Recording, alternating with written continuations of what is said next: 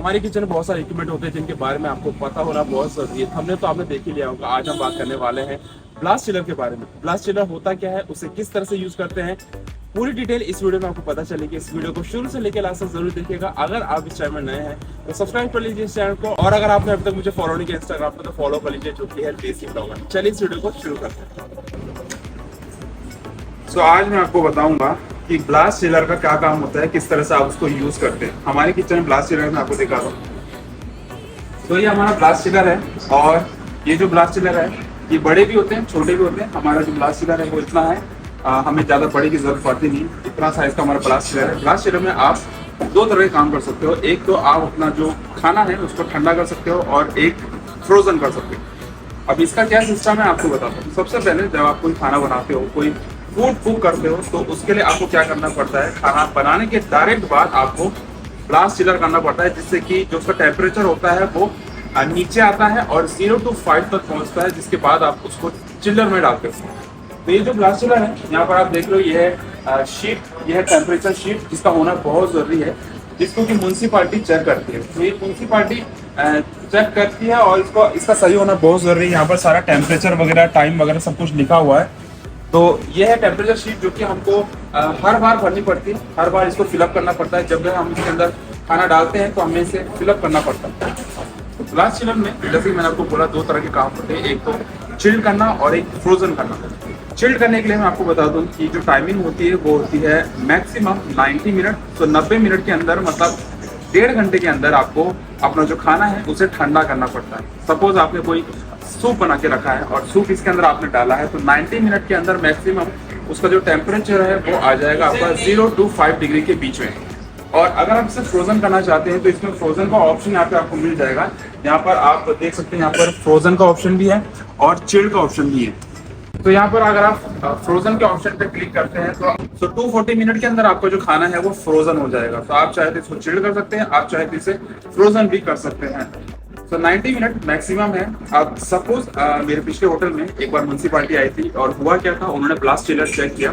काफी बड़ा blast chiller था, जैसे कि हमारा वॉक इन चिलर होता है, आपने देखा होगा, जिसके अंदर हम वॉक कर सकते हैं। इतना बड़ा हमारा जो है, इतना बड़ा जो है हमारा ब्लास्ट चिलर था।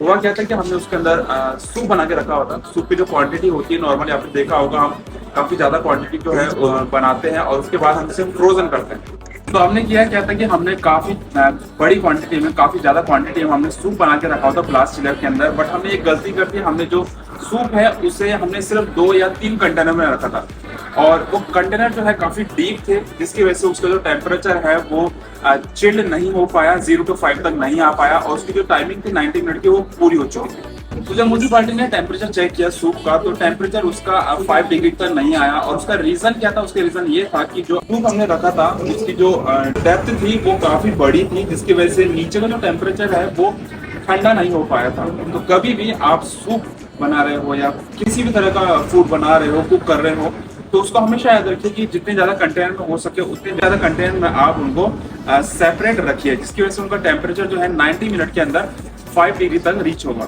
ब्लास्ट चिलर का हम यूज क्यों करते हैं, अपने खाने को ठंडा करने के लिए। अब सपोज आपका ब्लास्ट चिलर नहीं है, आपका ब्लास्ट चिलर खराब हो जाता है, या आपके पास ब्लास्ट चिलर नहीं है, तो दूसरा मेथड क्या है, दूसरा मेथड है आपका आइस बाथिंग। तो आइस बाथिंग का मतलब क्या हुआ, आपका जो भी खाना कुक है, आपने एक कंटेनर में खूब सारा आइस लेना है और उसके ऊपर आप अपने खाने को रखना है, जिससे आपके खाने का टेम्परेचर है वो 0 to 5 तक रीच होगा। तो ब्लास्ट चिलर में आप किस तरह से खाना रखते हो, किस तरह से उसका टेम्परेचर चेक करते हो, मैं आपको बताऊँ। इस तरह से हमारा ब्लास्ट चिलर है, और इसमें जब आप कोई खाना रखते हो तो आपको इसके अंदर हमेशा इस तरह से जो है थर्मोमीटर मिलेगा। आपको ये ब्लास्ट चिलर में ही मिलेगा, और यहाँ पर आप देख सकते हैं ये कन्वेंशन ओवन है हमारा, तो यहाँ पर भी आपको मिलेगा। तो इस तरह से जो आपको मिलेगा, इसका एक तरह से थर्मोमीटर है, और इसको आप डालते हैं अपने खाने के मिडल में, एकदम बीचों बीच में।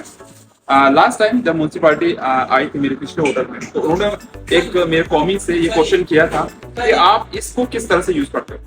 तो इसका जो सही तरीका है यूज करने का, सपोज आपने कोई करी रखी है, कोई खाना रखा है या कोई चिकन रखा है, तो इसको आपने डालना है उसके थिकेस्ट पार्ट में, जो कि सबसे थिक पार्ट है, वहां पर इसको डालना है और टेम्परेचर चेक करना है। अगर कोई लिक्विड आइटम है तो आपने इसको एकदम मिडिल में डालना है और फिर टेम्परेचर चेक करना है।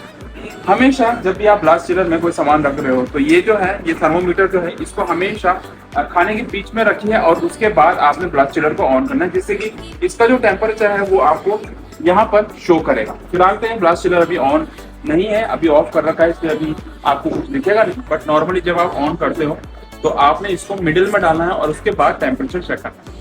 सो कुछ इस तरह से हम ब्लास्ट चिलर को यूज़ करते हैं। और मैं आपको बता दूं कि हमारा ब्लास्ट चिलर है, ओवन है, जॉस्पर है या ग्रिलर है, सारा का सारा इटालियन ब्रांड। इसी तरह के कई सारे इक्विपमेंट हैं जो कि हमारे किचन में हम यूज़ करते हैं डेली वर्क में। अगर आप किसी इक्विपमेंट के बारे में जानना चाहते हैं तो कमेंट में ज़रूर बताइए। और अगर आपके पास अभी भी कोई क्वेश्चन है तो आप मुझे डायरेक्ट इंस्टाग्राम पर मैसेज कर सकते हैं। आई होप आपको ये वीडियो पसंद आया होगा। अगर पसंद आया तो लाइक शेयर जरूर करना, और अगर आपने अभी तक सब्सक्राइब नहीं किया तो सब्सक्राइब कर लीजिए, क्योंकि बहुत सारी इन्फॉर्मेशन और नॉलेज आपके लिए और भी मैं लाने वाला हूँ। चलिए गाइस, मिलते हैं नेक्स्ट वीडियो में। See you then, see in the next video.